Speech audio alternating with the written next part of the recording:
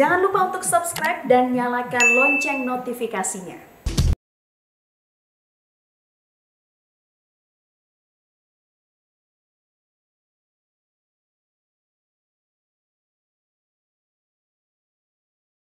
Pemberantasan Korupsi atau KPK memenuhi janji untuk mendalami peran Wakil Ketua DPR Aziz Syamsuddin dalam kasus dugaan suap penyidik KPK Stefanus Robin Patuju oleh Wali Kota Tanjung Balai, Sumatera Utara M. Syahrial.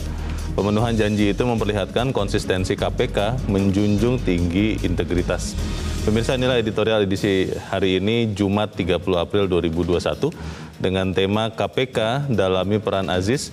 Bersama saya Leonard Samosir, dan kami juga mengundang Anda nanti untuk berpartisipasi melalui sambungan telepon di 021 583 99 100. Dan pemirsa, di studio Metro TV telah hadir anggota Dewan Redaksi Media Group Don Bosco Slamun. Bang Don, selamat pagi. Selamat pagi, Leo. Sehat-sehat, Bang? Sehat, Leo. Masih pakai masker, masih harus. Protokol kesehatan? Harus. Baik, kita akan bicara soal kasus yang sebetulnya masih bergulir ini, Bang Don, ya? Ya. Tapi sebelumnya kita lihat dulu ada beberapa berita yang menjadi perhatian media Indonesia. Yang pertama, ini adalah headline media Indonesia untuk hari ini. Kawal ketat larangan mudik. Wah, ini kawal ketat, seberapa ketat ini, Bang Don? Ya, kita berharap akan ada pengawalan ketat. Iya. Seperti apa ketatnya kita belum bisa tahu, tetapi kita bisa membayangkan bagaimana jalan-jalan tikus pun akan dijaga. Kalau jalan tikus dijaga atau jalan latih dijaga, apalagi jalan utama kan. Yeah. Kalau melihat seperti itu, kita akan lihat mudah-mudahan saja tidak terlalu banyak orang yang mudik, karena kalau tidak pasti akan ada perdebatan dan pertengkaran di jalan seperti yang kita sudah pernah lihat. Gitu. Tetapi intinya kan semua kita harus menyadari bahwa kita harus tahan diri dulu sekali ini lagi, karena India memperlihatkan ibadah keagamaan yang terjadi di Sungai Gangga kemudian membuat ledakan dahsyat penularan COVID dan korbannya sangat banyak.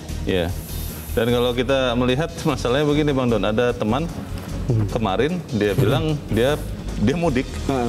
Dan dia bilang aman-aman saja tuh. Dia mudik ke wilayah Jawa Tengah dari Jakarta. Dan dia bilang belum ada tuh bro penyekatan, katanya begitu, Bang. Kan ada tanggalnya memang kan? Ada tanggalnya. Jadi kita tunggu tanggalnya. Saya juga lupa, tetapi kan itu ada Hamin berapa gitu. Iya, semoga kemudian jangan diakali ya, karena itu betul. Sebetulnya larangan mudik ini untuk kesehatan yang mau mudik itu sendiri. Itu betul. Dan terutama keluarga yang akan dikunjungi. Kita harapkan kita sama-sama patuhi aturan ini. Kita tinggalkan berita itu, kita ke berita selanjutnya masih dari halaman 1. Ini terkait dengan kelompok kriminal bersenjata Papua, Bang. Ya. TNI Polri akan lakukan tindakan tegas dan terukur. Ini kita prihatin sekali karena yang terakhir korban adalah kepala BIN di Papua. Bagaimana, Bang? Iya, Papua ini memang harus dihandle dengan benar.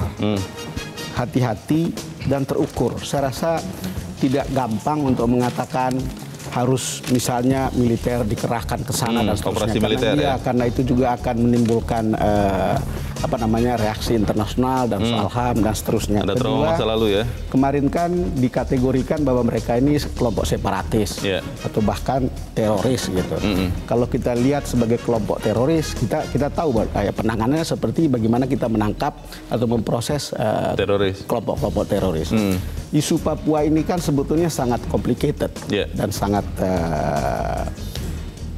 seperti mengurai benang kusut begitu. Karena problemnya adalah ada dana otsus yang sudah besar ke sana tapi belum terlihat sampai di bawah. Lalu pertanyaannya kemana gitu. Sekarang minta dana otsus lagi dan pemerintah sudah membicarakan bahkan akan menambah. Ada juga yang mengatakan ya ini peristiwa-peristiwa seperti ini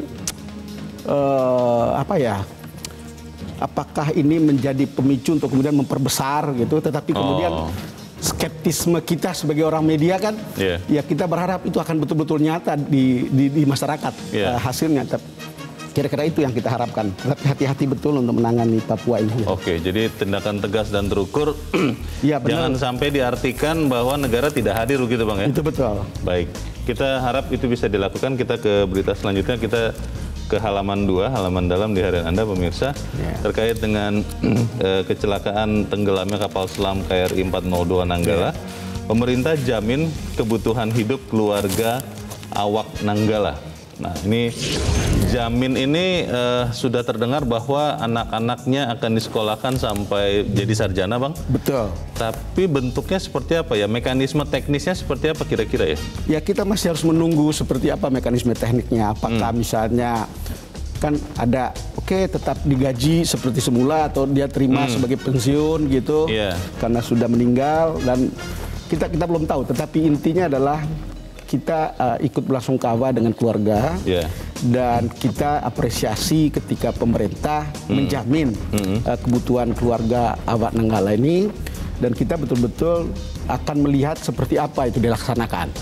Karena kadang-kadang mungkin janji di depan panggung akan seperti ini, tapi di belakang panggung tidak seperti itu gitu. Tapi intinya adalah yang kita orang media akan melihat ini jalannya, dan saya kira ini presiden yang baik untuk kemudian lebih manusiawi memperlakukan keluarga yang kita anggap anggota keluarga mereka, entah suami atau istri, sudah memberikan jasa yang baik pada negara. Baik, karena ya kalau kita ingat sebesar apapun santunan yang diberikan, itu betul. Ya tidak bisa mengembalikan yang mereka kasih ya. Baik, kita harapkan ini bisa disampaikan kebutuhan hidup bagi keluarga Awak Nanggala. Kita ke editorial, pemirsa. Pada pagi ini, Bang Don dan pemirsa, tajuknya adalah KPK dalami peran Aziz. Aziz di sini maksudnya Aziz Syamsuddin. Betul. Memang kan kita harus memastikan kita menjunjung tinggi asas praduga tak bersalah, Bang. Betul. Tapi bagaimana nih, Bang? Ini namanya sudah sempat tersebut bahkan oleh Ketua KPK. Bagaimana, Bang Don? Iya, karena kan proses penggeledahan kan sudah jalan. Penggeledahan di rumah pribadi, di rumah dinas, di kantor, begitu. Karena kemudian ada dugaan Aziz Syamsuddin ini yang menghubungkan Syahrial, wali kota Tanjung Balai, yang diduga korupsi. Iya, yang diduga korupsi jual beli jabatan melalui lawyernya, lalu kemudian mempertemukan dengan penyidik atau aparat penyidik KPK yang namanya Stefanus siapa gitu ya lengkapnya. Lalu kemudian terjadilah peristiwa suap menyuap. Makanya terpaksa Bung Aziz ini harus berhadapan dengan sekarang ini Dewan Kehormatan DKP ya, DKP DPR. Jadi kalau kita lihat sekarang, ya ini prosesnya. Tetapi Badan Kehormatan mungkin juga ini akan menguak hal yang lebih besar gitu. Apa itu, Bang? Kalau kita lihat ya, kalau lihat hubungan segitiga atau segi empat ini, lalu kemudian menyuap aparat penyidik di KPK, kita bisa melihat jangan-jangan ini menjadi pintu untuk membeli atau transaksi SP3 gitu. Penghentian penyidikan. Iya, karena kan sudah ada pasal seperti itu dan membuat KPK tidak lagi se-eksklusif dulu. Baik. Walaupun tanpa SP3 itu juga ada problemnya.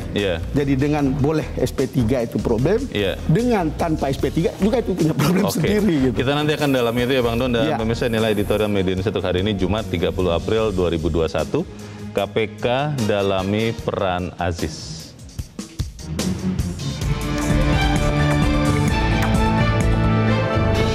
KPK dalami peran Aziz.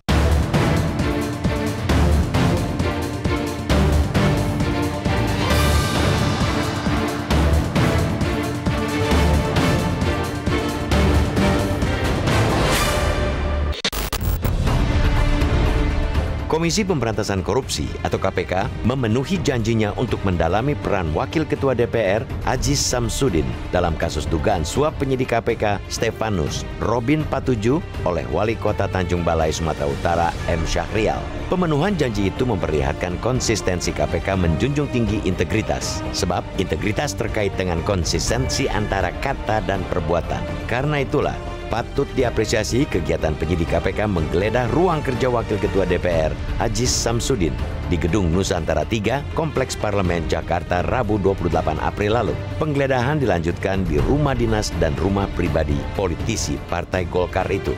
Penggeledahan itu tentu saja bertujuan untuk membuktikan pernyataan Ketua KPK Firly Bahuri pada saat jumpa pers Kamis 22 April lalu. Ketika itu Firly mengungkapkan adanya peran Aziz dalam kasus suap penyidik KPK. Aziz disebutkan mengenalkan Stefanus kepada Syahrial. Dalam kasus itu, Stefanus diduga menerima suap 1,3 miliar rupiah dari Syahrial agar penyelidikan dugaan korupsi di pemerintah Kota Tanjung Balai oleh KPK tidak dinaikkan ke tingkat penyidikan. Harus tegas dikatakan bahwa penggeledahan itu proses hukum biasa dalam rangka mencari bukti. Karena itu, atas praduga tidak bersalah terhadap Aziz mesti dihormati. Jika benar Aziz menjadi fasilitator pertemuan Stefanus dengan Syahrial dengan dalih apapun, tentu patut disesali. Sebab Aziz lama berkiprah di Komisi 3 DPR. Bahkan ia pernah menjadi ketua komisi hukum itu. Ia tentu tahu, sangat tahu, ada aturan internal KPK yang melarang penyidik berhubungan dengan pihak yang terperiksa. Eloknya, KPK bergerak cepat berdasarkan bukti-bukti yang didapat untuk memeriksa semua pihak yang terkait, termasuk meminta keterangan dari Aziz Samsudin.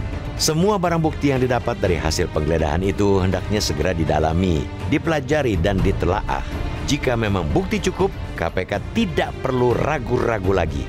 Hanya itu cara untuk memastikan KPK tidak pilih kasih dalam menetapkan status hukum seseorang, apapun jabatan yang disandang. Publik perlu mengawal kasus suap penyidik KPK, termasuk mengawal janji KPK yang ingin mendalami kasus itu agar makin terang benderang, serta tidak akan pandang bulu dalam mengusutnya. Pastikan kasus itu akan berjalan sesuai dengan konstruksi hukum dan berdasarkan kecukupan bukti. Sekalipun kasus itu menyeret nama Aziz Syamsuddin, jangan sekali-kali membelokkannya ke ranah politik. DPR sebagai lembaga tidak ada kaitannya. Jangan pula karena nama wakil ketua disebut, DPR malah dituding sebagai maklar kasus. Harkat dan martabat DPR sebagai pilar demokrasi mesti dijaga. Tidak ada demokrasi tanpa DPR. Kasus yang kini melibatkan salah satu wakil ketua harus dipisahkan dari DPR sebagai lembaga.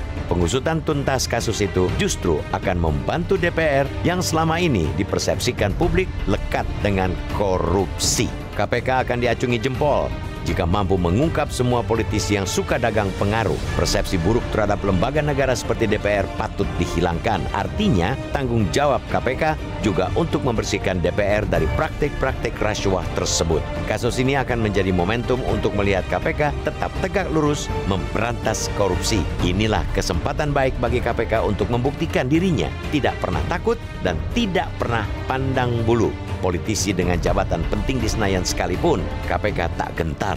Dengan pengusutan kasus itu, KPK juga membuktikan untuk terus bersih-bersih internal. Siapapun yang terlibat di internal KPK mesti diusut. Pengusutan kasus yang melibatkan penyidik, wali kota, dan wakil ketua DPR itu mempertaruhkan integritas KPK. Hendaknya KPK tetap menjadi sapu yang ampuh untuk membersihkan korupsi di negeri ini.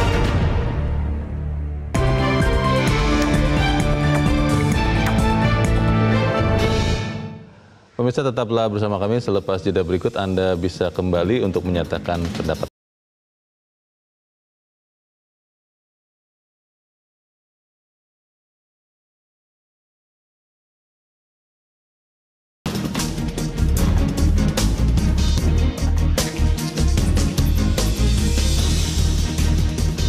Terima kasih pemirsa, Anda masih bersama kami di Editorial Media Indonesia.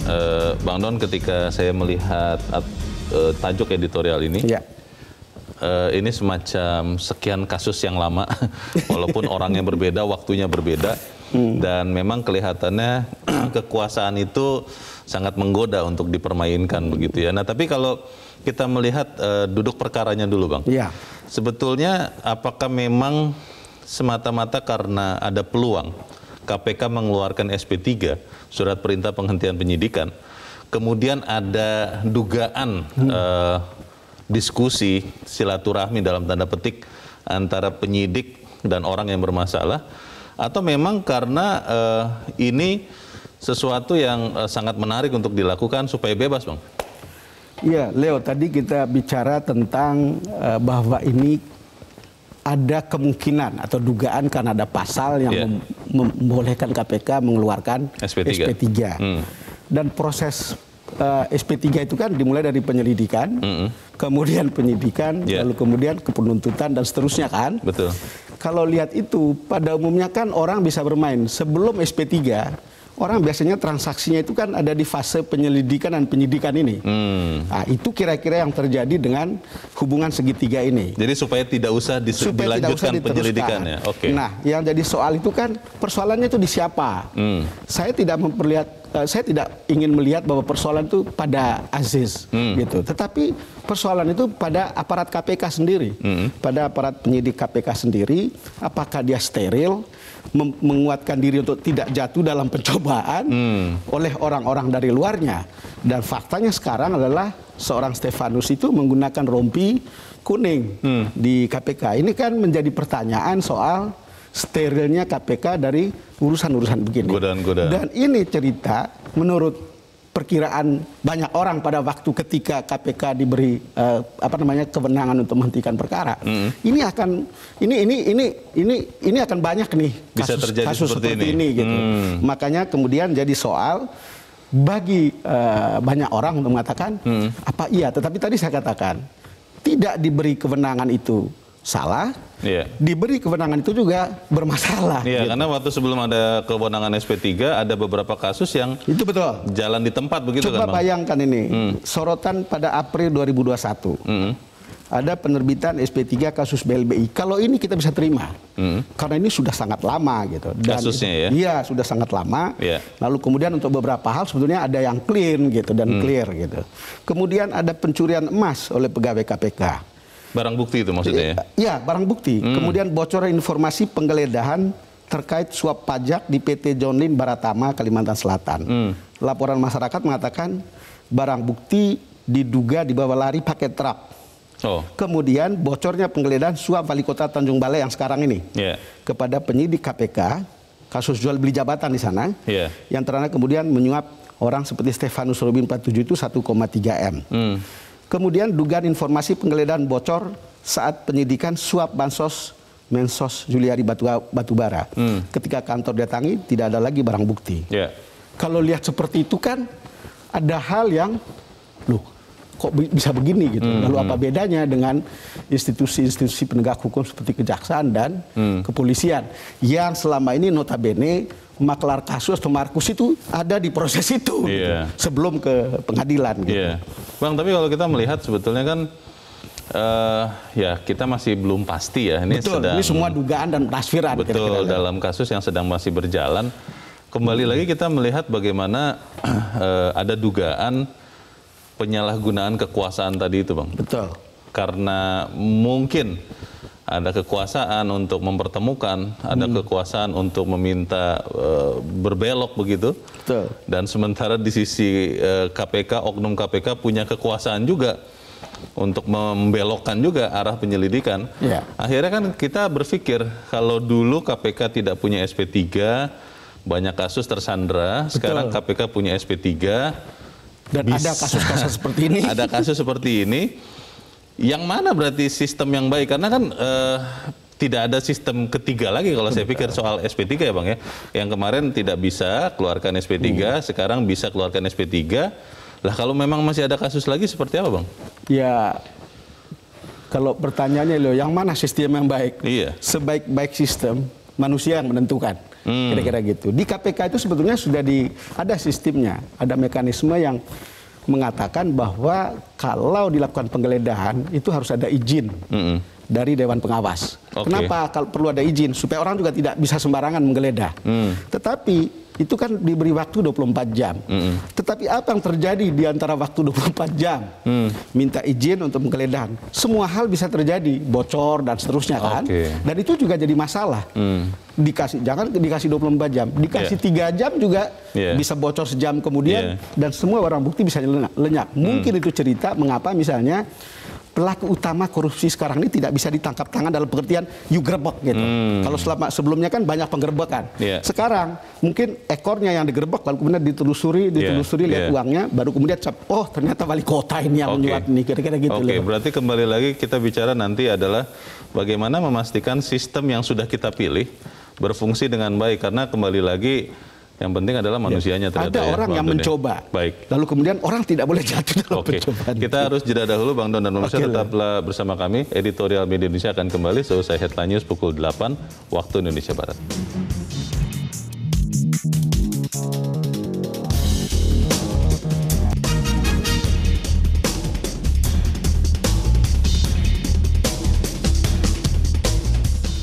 Terima kasih Misalnya Anda masih bersama kami di Editorial Media Indonesia. Bang Don, sebelum kita lanjutkan diskusi, kita coba dengarkan Bang pendapat dari pemirsa Metro TV. Saat ini kita sudah terhubung dengan pemirsa Metro TV di Manado, Sulawesi Utara. Ada Pak Vence. Pak Vence, selamat pagi.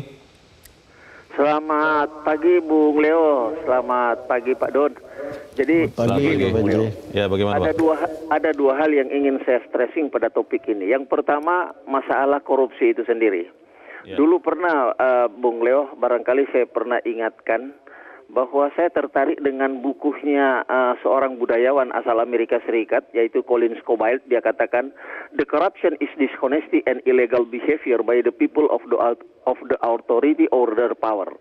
Artinya bahwa korupsi itu terjadi ketika ada seseorang yang merasa dia memiliki kekuatan, dia memiliki power, dia memiliki otoritas untuk mengambil sebuah kebijakan.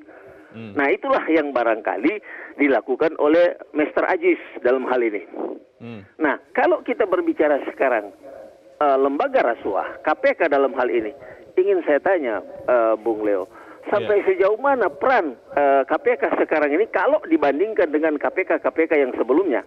Nah, sekarang ini malah saya pernah dikirimi berita dari teman bahwa lebih bagus sekarang yang namanya kejaksaan daripada KPK. Karena kejaksaan itu dia mampu membongkar yang namanya itu mafia Jiwasraya, mafia Asabri. Sementara KPK ini kan cuma yang kecil-kecil saja. Nah, sebetulnya yang ingin saya katakan, ya KPK yang masih dipercaya oleh masyarakat harus mampu menunjukkan taringnya, giginya, bahwa hal-hal seperti ini jangan sampai.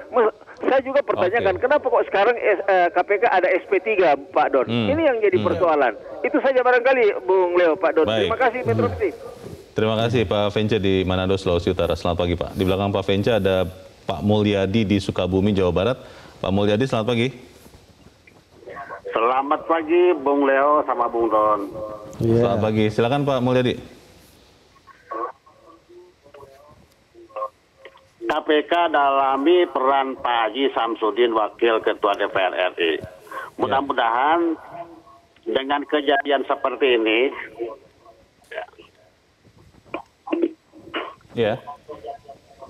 kepada anggota DPR yang lain menjadi pembinaan hati supaya lebih berhati-hati dan lebih waspada dalam menjalankan tugas. Izin Pak Leo, dalam menyikapi permasalahan Pak Haji Samsudin ini, mudah-mudahan KPK lebih berani mengungkap kepada oknum-oknum anggota DPR yang lain, Pak. Jangan sampai ada cerita mandek, tidak jalan, tidak jelas. Jadi masyarakat sudah capek, Pak. Ayo begini. Ya mungkin begitu aja, Pak. Baik. Terima kasih Pak Mulyadi di Sukabumi, Jawa Barat. Selamat pagi. Di belakang Pak Mulyadi ada Ibu Indra di Cirebon, Jawa Barat juga. Bu Indra, selamat pagi. Selamat pagi Bung Leonard dan Bung Don. Assalamualaikum warahmatullahi wabarakatuh, Metro TV. Waalaikumsalam warahmatullahi wabarakatuh. Silakan Bu. Kita kasih acungan jempol hebat untuk KPK dan DPR kalau bisa menyelesaikan soal ini dengan transparan. Dengan pembentukan KPK yang baru, anggota-anggotanya yang integritasnya sudah dikenal, kita kan berharap bahwa KPK yang sekarang ini akan seperti KPK di saat mula-mula ada KPK yang hebat itu. Nah, tapi dengan adanya kejadian-kejadian yang tadi sudah disebutkan Bung Don, nah ini mau jadi apa kita? Nah, sekarang saatnya KPK memperlihatkan bahwa memang tidak main-main dan tidak pandang bulu. Kemarin sudah penggeledahan di ruang kerjanya di DPR, juga di rumah dinas, juga di rumah pribadi, dan juga tidak kurang dari Wakil Ketua MKD Fraksi Gerindra Habibur Rahman dan Indra Iskandar Sekjen DPR mendampingi. Mudah-mudahan bisa memperlihatkan bahwa KPK dan DPR ini masih memperlihatkan demokrasi yang bisa kita banggakan. Begitu Bung Leo dan Bung Dosko. Terima kasih. Assalamualaikum warahmatullahi wabarakatuh. Waalaikumsalam warahmatullahi wabarakatuh. Terima kasih Bu Indra di Cirebon, Jawa Barat. Ini menarik Bang Don, karena Bu Indra menggarisbawahi kalau, tapi ada persyaratan ya. Kalau kasus ini bisa terbuka dengan jelas, maka ini jempol untuk KPK dan juga DPR. Bagaimana Bang Don? Ya, kita tunggu sebetulnya itu, Leo. Saya lebih tertarik dengan komentar Pak Vence. Bagaimana kekuasaan yang kemudian memberi kewenangan itu lalu kemudian menimbulkan korupsi kan? Kita memang lihat bagaimana kasus korupsi itu sampai sekarang tercatat ada 22 anggota DPR. Lalu kemudian ada 184 orang anggota DPRD di 22 daerah. Dan 300 kepala daerah jadi tersangka kasus korupsi. Dari tahun berapa itu Bang? Sejak KPK, sejak tahun 2005. 2005. Dan 124 diantaranya ditangani KPK. Ini kepala daerah. Poinnya adalah bagaimana kekuasaan itu bisa disimpangkan atau bisa dimanfaatkan untuk melakukan kegiatan korupsi. Lalu kemudian kita berpikir bentengnya KPK, kan kira-kira begitu kan? Bentengnya KPK, tetapi kita lihat up and down dari perjalanan KPK. Nah, orang tetap berharap gitu. Sampai sekarang survei memperlihatkan KPK itu sebagai lembaga yang paling bisa dipercaya. Tetapi kita lihat bagaimana selepas kewenangan untuk SP3 muncul, lalu kemudian apakah KPK tetap sebagai lembaga yang paling bisa dipercaya. Tadi ada Pak Vence yang mengatakan kejaksaan sekarang bisa dianggap lebih bagus daripada KPK. Kasus-kasus besar. Begitu ya. Walaupun kalau kita lihat, kita juga toh memperhatikan bagaimana KPK dalam 2 bulan, bahkan 3 bulan terakhir bisa menyeret 2 menteri gitu.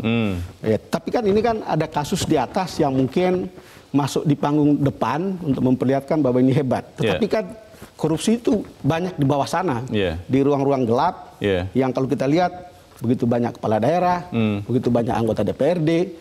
Nah sekarang KPK itu kan sebuah menara yang orang boleh coba masuk gitu. Kayak Pak Aziz ini mencoba menggoda itu, menggoda, dan akan banyak juga yang lain akan melakukan hal yang sama. Kenapa? Karena sudah bisa SP3. Tetapi sebetulnya kan tetap pada integritas manusianya, integritas para aparat penyidik KPK sendiri dan tentu para komisionernya. Pertanyaan kan begini Bang, dulu ketika tidak punya kewenangan SP3, KPK dipercaya sangat berhati-hati dan ketika menangkap orang itu sudah dengan keyakinan bulat, dipercaya bahwa alat bukti sudah pasti banyak, bukan hanya minimal 2 begitu.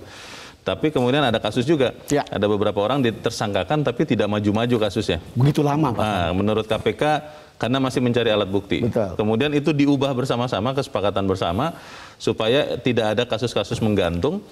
Kalau begitu sekarang yang harus diperbaiki ketika sudah punya kewenangan mengeluarkan SP3, sistem pengawasan internal. Karena kalau seorang Stefanus bisa bertemu, kan kalau tidak salah yang saya tahu Bang, kode etik seorang penyidik KPK tidak boleh bertemu siapapun yang sedang diselidiki. Lalu yang pasti juga tidak boleh satu orang itu bertemu sendirian sebetulnya Bang. Kalau tidak salah begitu. Itu Dewan Pengawas itu mengeluarkan aturan itu. Berarti itu tidak dijalankan sistem pengawasan internal KPK saat ini. Sekarang saya kira mungkin dikhawatirkan untuk tidak jalan, maka keluarlah SK seperti itu. Tapi apakah itu juga akan berjalan efektif?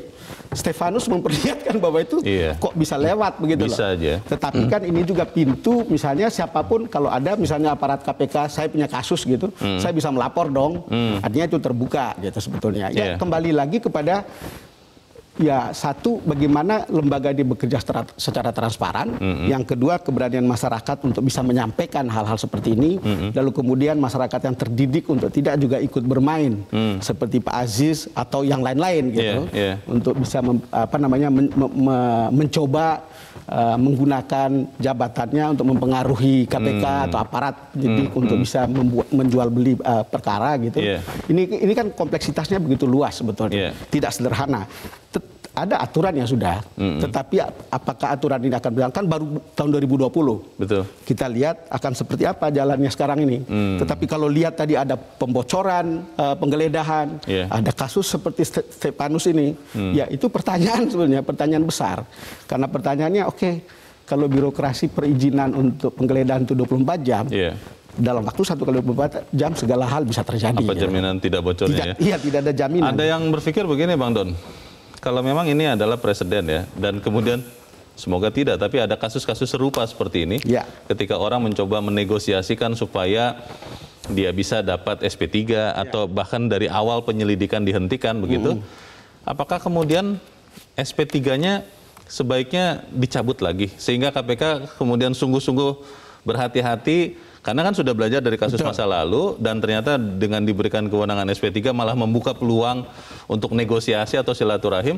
Tapi kita harus jeda dulu, Bang Don, dan pemirsa tetap bersama kami, Editorial Media Indonesia segera kembali.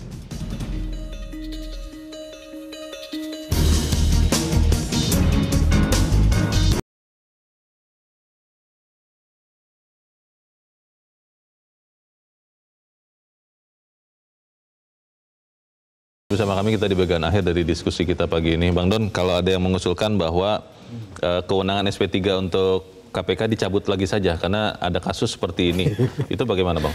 Leo, itu terlalu dini, kan undang-undangnya revisinya itu baru hampir 1,5 tahun lah. Jadi itu terlalu dini untuk melihat.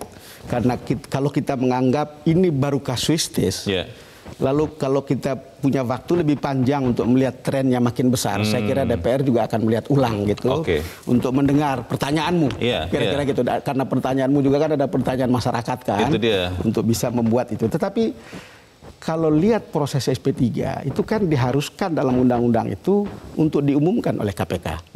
Tetapi sebelum itu kan permainannya kan pada proses di bawahnya.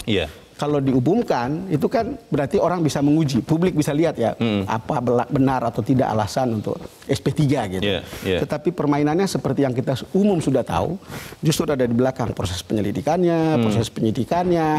Sudah ada SK Dewas untuk mengatakan tidak boleh berhubungan, kalau you pergi harus berdua, dan itu tidak karena konflik of interest dan seterusnya. Sudah ada gitu, tapi ini tentang manusia dengan segala kekurangannya. Itu yang kita lihat bahwa pada akhirnya mungkin kita akan masih jauh, tetapi tetap aja tuntutan atau keinginan ideal itu harus diperjuangkan. Ya, Bang, bicara KPK, Bang Don tadi sempat sebut bahwa masyarakat masih paling tinggi kepercayaannya kepada KPK dibandingkan mungkin penegak-penegak hukum lain. Nah, bagaimana ini kita bantu supaya tetap bisa seperti itu, karena kalau kasus-kasus dugaan seperti ini, permainan penyidikan begitu, kita biarkan kan ini bisa meruntuhkan integritas KPK, Bang. Bagaimana, Bang? Ya, masyarakat itu harus ikut mengawasi. Kita juga ikut dalam batas tertentu. Pekerjaan kita kan harus kita ikut dan ikut skeptis terhadap pelaksanaan tugas-tugasnya, apakah benar atau tidak. Tetapi saya kira mungkin ada hal yang selama ini di masyarakat itu ada semacam suasana batin, kan ingin supaya para koruptor ini dihukum seberat-beratnya. Supaya jera ya? Supaya jera, ada gagasan supaya itu, ada bahkan hukum seberat-beratnya sampai dihukum mati gitu. Tetapi kalau bisa orang yang punya kesadaran etik yang tinggi bisa bunuh diri seperti di Jepang atau mengundurkan diri. Tetapi juga pada waktu itu kan ada gagasan, udahlah kita miskinkan saja para koruptor. Tetapi faktanya kalau kita lihat, putusan di tingkat peradilan itu justru makin ringan, Leo. Untuk perkara korupsi. Untuk perkara korupsi. Tahun 2018 rata-rata putusan tidak pidana korupsi itu 2 tahun 5 bulan. Ini kita kutip dari ICW ya. Dari 1053 perkara. Tingkatnya di pengadilan tipikor itu 2 tahun 3 bulan, di PT 2 tahun 8 bulan, di MA 5 tahun 9 bulan. Kita ingat masih ada Pak almarhum Artijo di situ. Jadi tahun 2017 itu juga rendah. Itu rata-rata 2 tahun 2 bulan. Nah, ketika hukumannya serendah ini, jadi pertanyaan masyarakat tadi yang coba dulu deh kita miskinkan orangnya, siapa tahu itu juga menimbulkan efek jera. Itu belum terlihat begitu. Jauh dari situ. Masih jauh, Leo. Bang, kalau kita melihat seperti ini, kembali lagi saya ingat pendapat Bu Indra tadi, kalau ini kasus bisa diusut dan transparan dan siapapun yang bersalah dihukum. Maka ini adalah waktunya yang paling baik untuk KPK dan DPR sama-sama membersihkan dirinya dan kemudian menegakkan aturan. Nah, pertanyaannya, Bang, bisa tidak dalam kasus ini akan seperti itu? Itu pertanyaan besar kita semua. Saya kira itu lessons learned-nya memang harus seperti itu kan. Tetapi fakta juga membuat kita ragu. Kita selalu bicara kita itu hanya bisa bersih kalau sapu yang kita pakai itu untuk bersih juga. Untuk bersih gitu. Jadi lantai kotor harus jangan disapu dengan sapu kotor juga gitu. Tapi kalau fakta itu memperlihatkan bagaimana sekian ratus anggota DPRD, kemudian kepala daerah, lalu kemudian DPR ikut, dan kemudian data ini memperlihatkan korupsi di DPR itu hampir melibatkan ada dari komisi 1 sampai komisi yang terakhir. Oh, rata ya? Rata itu. Mungkin kasus-kasus besar. Saya ketawa sedih ini sebetulnya, Bang. Enggak, ini faktanya gitu. Ya, bagaimana kita bisa berharap seperti itu? Tetapi harapan kan satu-satunya yang kita punya, Leo. Betul. Dan tidak pernah boleh putus asa yang manusia begitu. Hidup karena asa. Iya. Jadi saya kira ada orang-orang di tingkat kita yang punya tingkat kenegarawanan yang baik, tingkat kepemimpinan yang baik, untuk kemudian tetap mengasah harapan ini. Dan kita tentu tetap berharap juga pada KPK. Sejelek-jeleknya orang mengeritik, sama seperti orang mengeritik Jaksa Agung atau kepolisian. Iya, kita tahu bahwa kita ada di situ. Tapi kita juga coba melihat sisi positif yang kemudian kita masih punya harapan. Dan harapan itu oleh generasi baru dengan proses pendidikan yang baik, proses pendidikan keluarga yang baik, pendidikan etik yang baik, kita berharap kita makin naik kelas. Itu harapan kita, Leo. Seperti apa itu ya, itu juga kita dan masyarakat pada umumnya yang penting. Yang paling konkret, Bang, yang harus dilakukan dalam kasus ini ya, kalau saya lokalisir dua institusi, KPK dan DPR. Apa yang harus segera dilakukan? Ada yang mengatakan DPR harus segera Mahkamah Kehormatan Dewan. KPK juga harus segera membersihkan dirinya dan itu disampaikan secara terbuka. Betul. Bagaimana, Bang Don? Saya rasa Leo sudah membuka sebuah jawaban untuk mengatakan bahwa DPR itu harus membersihkan diri sendiri. Dan saya kira Dewan Kehormatnya juga harus bekerja dalam kasus Aziz. Dia harus bekerja efektif untuk kemudian membuat teman-teman yang lain tidak lagi terjebak pada kasus yang sama. Untuk mencoba KPK atau menghubungkan atau menjadi maklar dan seterusnya. Sama seperti juga yang paling penting adalah bagaimana KPK membereskan dirinya sendiri. Dia tidak boleh jatuh dalam pencobaan. Banyak godaan untuk orang seperti mereka, dan dia tahu godaan itu begitu besar dengan pendapatan seperti ini. Dia lihat kasus korupsinya ratusan miliar. Ya, saya kira tadi Leo mengatakan Menteri Sri Mulyani itu pernah ngomong bagaimana aparat bea cukai tidak bisa tergoda. Satu peti kemas saja bisa menutup gaji dia 5 tahun. Betul. Hal-hal seperti itu yang kemudian ya memang harus seperti ini gitu. Dalam pengertian kita tidak boleh jatuh dalam pencobaan seperti itu. KPK kita harapkan tetap kuat. Gitu. Sama seperti kita ingin DPR harusnya makin bersih. Saya rasa masyarakat juga sudah sampai pada tingkat pada satu saat akan menghukum hal-hal seperti ini. Kita akan bisa lihat ujung kasus ini tidak, Bang? Karena jangan-jangan kemudian menguap juga di tengah jalan. Ujungnya ditentukan oleh DKP sendiri gitu. Sama seperti di KPK, ujungnya juga ditentukan oleh Dewas. Tetapi kalau lihat kasus Stefanus yang sudah menggunakan rompi kuning, saya rasa mestinya itu menjadi pelajaran teman-teman di sana sendiri untuk bilang, ini sebuah paradoks. You diminta untuk memberantas korupsi, tetapi aparatmu mengenakan rompi kuning yang sama begitu. Jangan sampai, kan tragis itu. Betul, jangan sampai pagar makan tanaman ya. Betul, Bang Don, kita ikuti nanti sama-sama perkembangan kasus ini. Terima kasih Bang Don sudah hadir tempat ini. Selamat pagi, Bang. Sama-sama, Leo. Pemirsa, pengusutan kasus yang melibatkan penyidik KPK, wali kota dan wakil ketua DPR itu mempertaruhkan integritas KPK. Hendaknya KPK tetap menjadi sapu yang ampuh untuk membersihkan korupsi di negeri ini. Mari kita sama-sama setia pada kepercayaan yang dipercayakan pada kita. Saya Leonard Samosir, terima kasih Anda sudah menyaksikan. Selamat pagi.